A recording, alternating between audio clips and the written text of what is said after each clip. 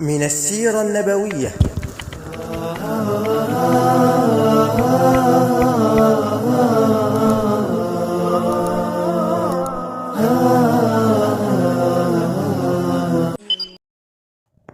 زواج الرسول صلى الله عليه وسلم من خديجة وأولاده منها.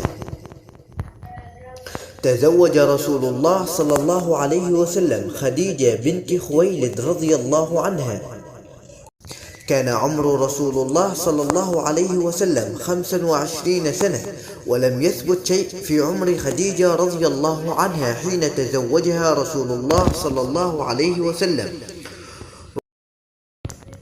رزق رسول الله صلى الله عليه وسلم من خديجة رضي الله عنها أولاده: القاسم، زينب، رقية، أم كلثوم، فاطمة، عبد الله.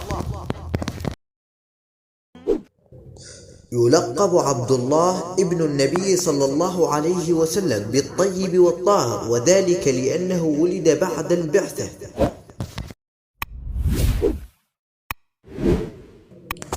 حفظ الله رسوله صلى الله عليه وسلم من أقدار الجاهلية.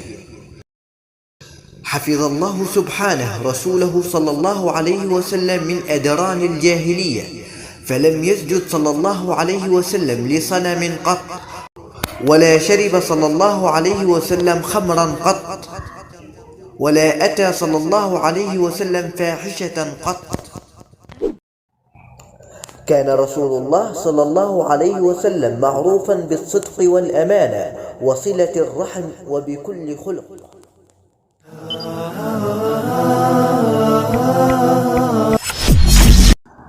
صفحات من التاريخ.